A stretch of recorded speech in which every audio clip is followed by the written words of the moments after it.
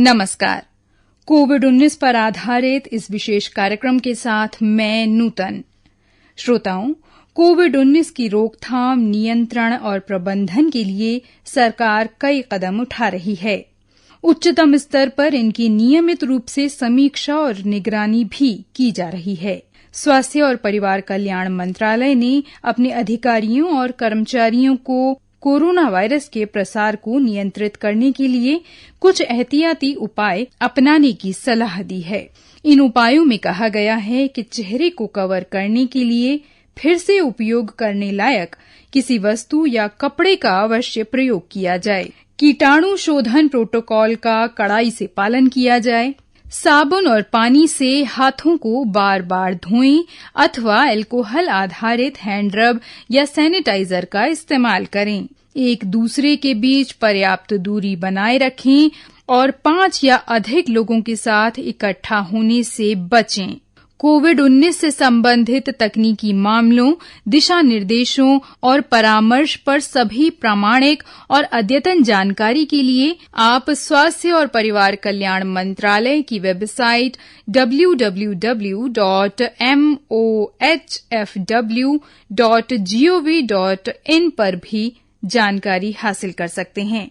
राज्य नियंत्रण कक्ष का नंबर भी आपके लिए यहाँ हम बता देते हैं 0135-260-9500 पर भी आप अपने कोरोना संक्रमण से जुड़े सवालों के जवाब हासिल कर सकते हैं। इसके अलावा यदि आप मानसिक रूप से अस्वस्थ महसूस कर रहे हैं या अपने आसपास किसी व्यक्ति के मानसिक रोग से जुड़ी या तनाव से जुड़ी किसी सवाल का जवाब जानना चाहते हैं तो आप संपर्क कर सकते हैं 0804611007 पर। लगातार सरकार ये प्रयास कर रही है कि कोरोना संक्रमण को रोका जा सके, नियंत्रित किया जा सके। इसी क्रम में सरकार द्वारा उद्यमियों और किसानों के लिए भी तमाम उपाय किए गए हैं। आइए इस विषय में जानते हैं किसान विश्वास डाबर से। आपसे बातचीत कर रहे हैं हमारे संवाददाता राघवेश पांडे।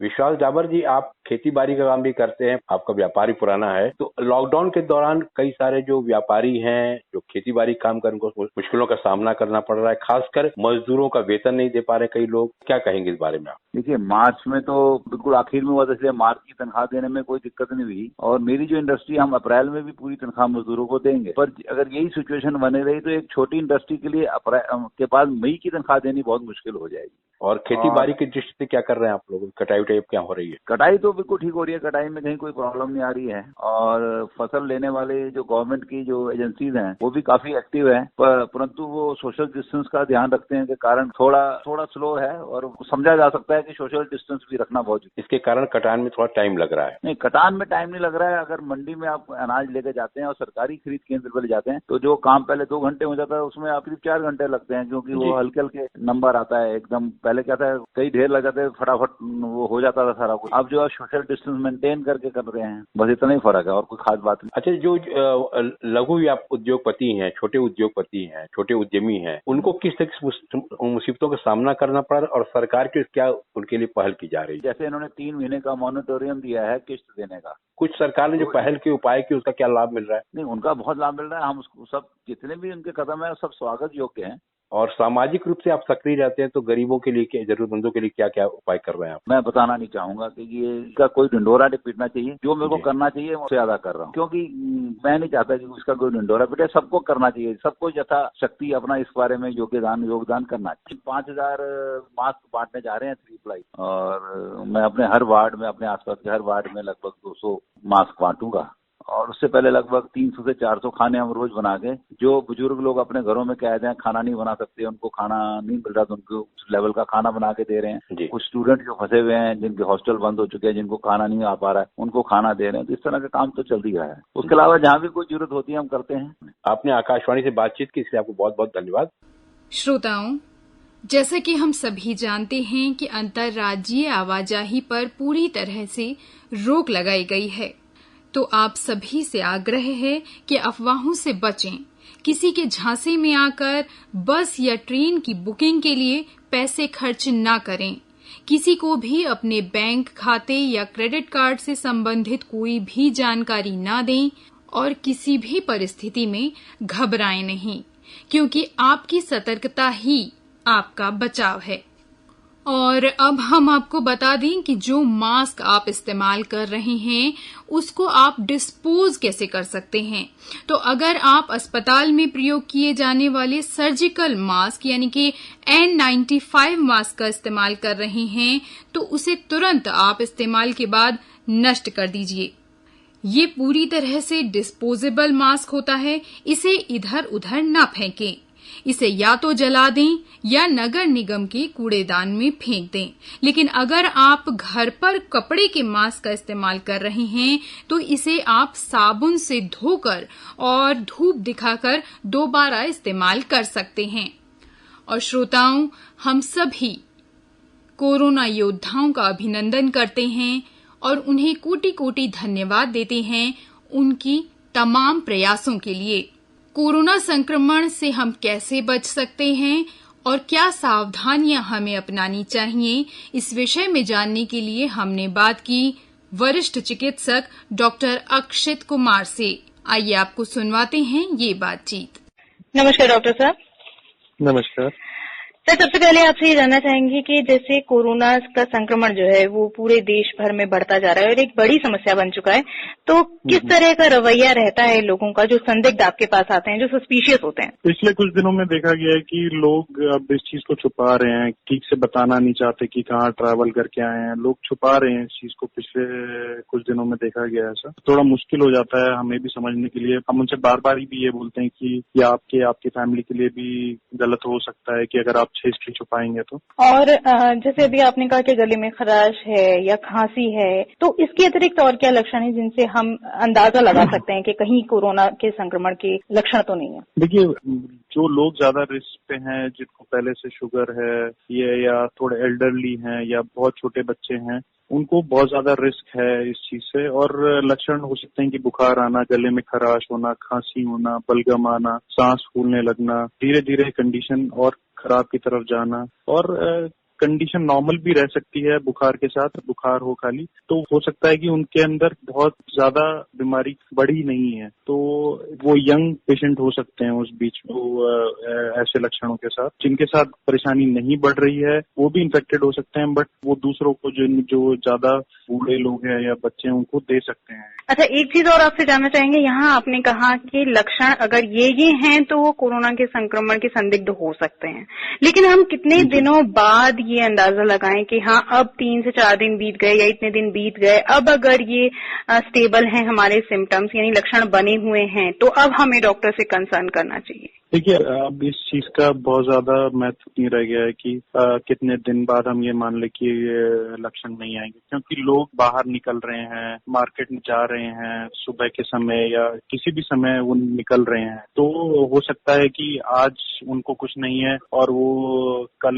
सब्जी लेने बाहर जाएं और उसके 3 दिन बाद या 2 दिन बाद उनको लक्षण आने लगे। तो बेहतर यही होगा कि जब तक बहुत जरूरी ना हो वो घर से बाहर ना निकले, क्योंकि लक्षण हो सकता है अभी ना आए, बाद में 1 हफ्ते बाद आने लगे, क्योंकि लोग बाहर निकल रहे हैं, बाहर से निकल के आके फिर वापस अपनी फैमिली में जा रहे हैं, उसमें ऐसा हो सकता है। इसमें आपने 2 तरह के क्वारंटीन का जिक्र किया। इसमें आपने कहा होम क्वारंटीन किया जाए या इंस्टीट्यूशनल यानी संस्थागत क्वारंटीन किया जाए, क्या अंतर है दोनों में और किस अवस्था में होम क्वारंटीन किया जाता है, किस अवस्था में संस्थागत क्वारंटीन किया जाता है? देखिए, जो अगर कोई पेशेंट आ रहा है, उसकी ट्रैवल हिस्ट्री है बट उसको कोई लक्षण नहीं है, ना उसको बुखार आ रहा है, ना गले में खराश है, या कोई भी लक्षण ऐसे नहीं दिख रहे हैं जो कोविड से रिलेटेड हो, तो उनको हम घर के लिए एडवाइस कर देते हैं कि घर पे आप क्वारंटीन हो जाइए अगर आप कहीं से ट्रैवल करके आ रहे हैं। और उनकी एक रिपोर्ट भी जनरेट करी जाती है जिससे उनका ट्रैक रखा जाता है कि ये लोग क्वारंटीन हो रहे हैं या नहीं। और जिनको थोड़ा भी ट्रैवल हिस्ट्री है और लक्षण है कि उनको बुखार आ रहा है, गले में खराश है या कोई भी कोविड के लक्षण है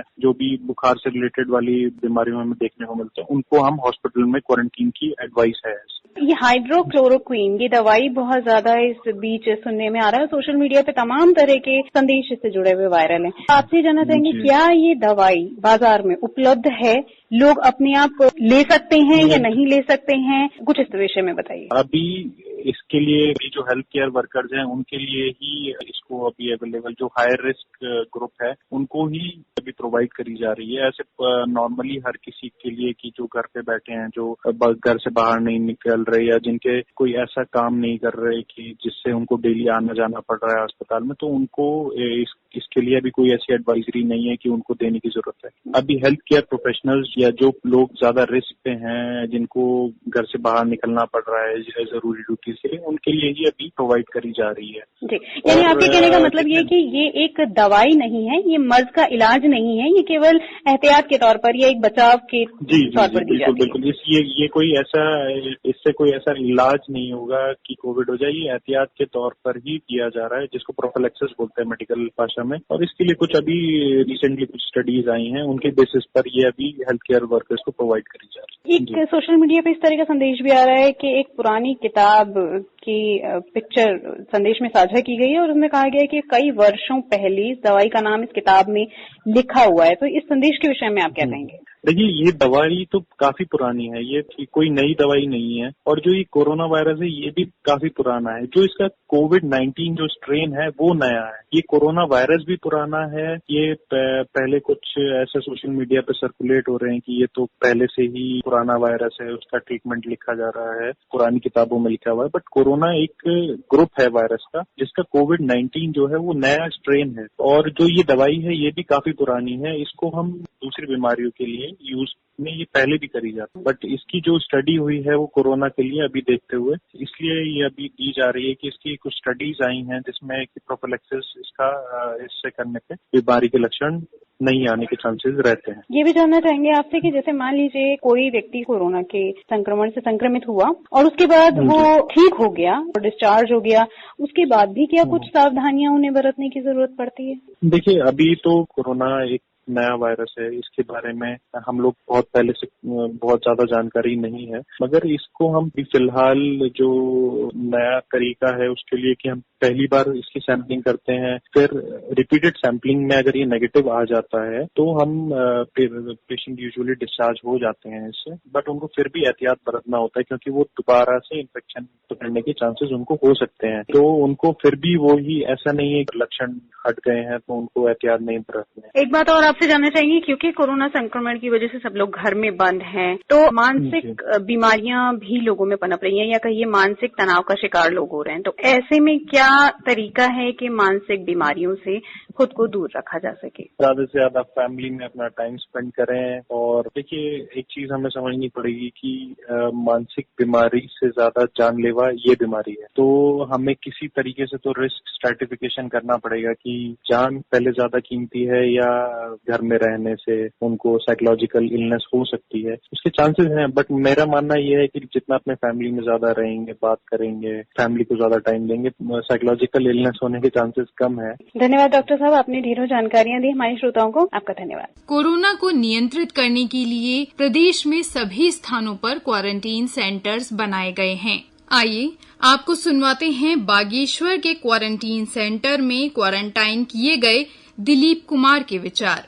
मुझको यहाँ पे अच्छी व्यवस्था मिल रही है क्योंकि मैं दिल्ली से आया था अपने साथ को सोने, तो मुझे यहाँ रखा गया है। अच्छा लग रहा है यहाँ पे क्योंकि यहाँ की फैसिलिटी सब बढ़िया है। 2 टाइम डॉक्टर चेक कर रहे हैं, सब खाना पीना सब टाइम से मिल रहा है, सब कुछ बढ़िया लग रहा है मेरे को यहाँ पे। और इसी क्वारंटीन सेंटर के प्रभारी डॉक्टर कीर्ति चंद्रा का कहना है, इसके अलावा प्रशासन द्वारा यहाँ पर समय समय पर जो है राशन सब्जी की व्यवस्था की जा रही है और डेली हम इसकी रिपोर्टिंग जो है प्रशासन को करते हैं, जहाँ से वो रिपोर्ट शासन को जाती है। और कुमाऊं मंडल विकास निगम द्वारा यहाँ पर इसका संचालन किया जा रहा है। आवासीय व्यवस्था और भोजन की व्यवस्था की जा रही है। तो श्रोताओं, ये था हमारा आज का अंक। आप घर पर रहें, सुरक्षित रहें। नमस्कार।